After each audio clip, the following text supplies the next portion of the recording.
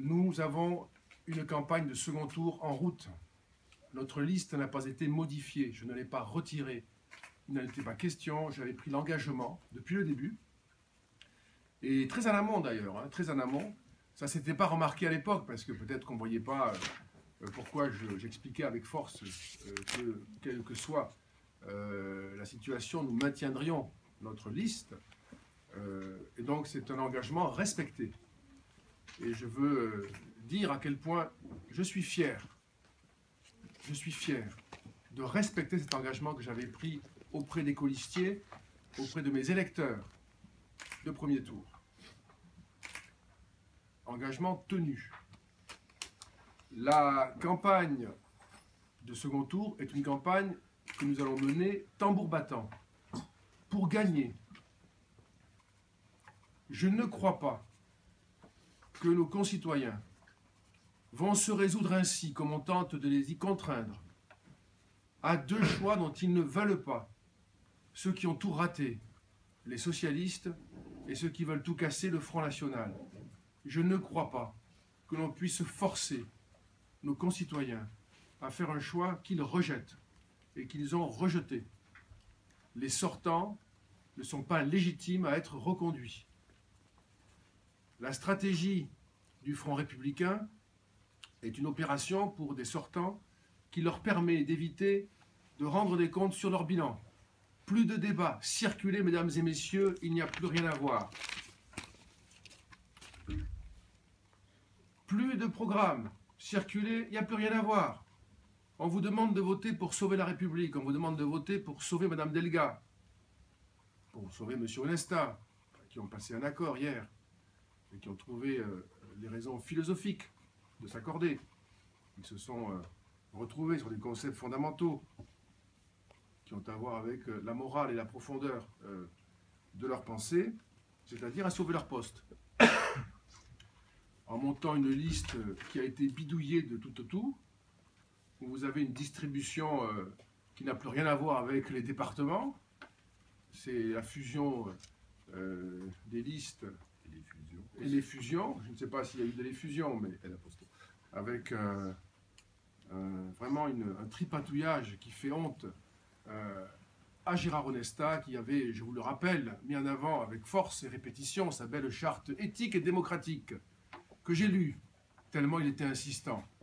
Notre charte éthique et démocratique, disait-il, est le seul texte qu'il faut lire. S'il faut en lire un, lisez celui-là. Je l'ai fait. Et je vous y renvoie. Notamment, il y a beaucoup à dire sur cette belle charte éthique et démocratique de M. Onesta, qui veut dire honnête. Gérard Onesta nous a bien dit que cette charte était un texte fondamental, fondateur. Regardez-le. Article 5. Je vous citerai le contenu, pas l'article in extenso, mais vous le vérifierez rapidement. Article 5.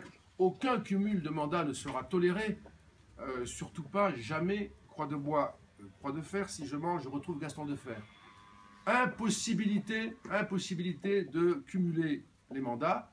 Et cependant, Madame Delga a bien fait savoir qu'elle resterait députée si elle devenait présidente de région.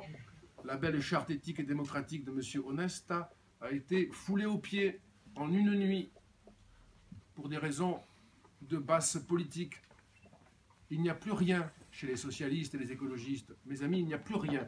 Plus la moindre once de morale, plus le moindre engagement. Songez, est-ce que les mots ont un sens pour vous qui êtes des journalistes?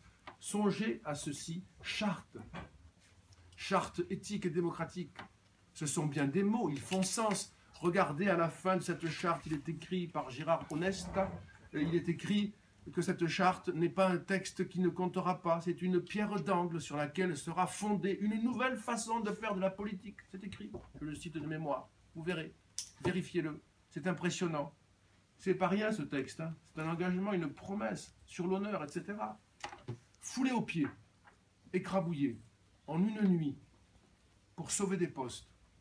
Voilà ce qu'est devenu aujourd'hui M. Onesta, voilà ce qu'est devenu l'écologie, ce parti, voilà ce qu'est devenu le Parti socialiste, voilà ce qu'est devenu le Parti radical, ça fait longtemps qu'on sait que c'est une petite troupe qui a plus d'intérêt que de conviction, voilà ce qu'est devenu le Parti socialiste de Mme Delga, et voilà ce qu'est devenu cette scène hallucinante où dimanche soir, Madame Delga a mimé un discours républicain, entouré de tous ses tutors et nombreux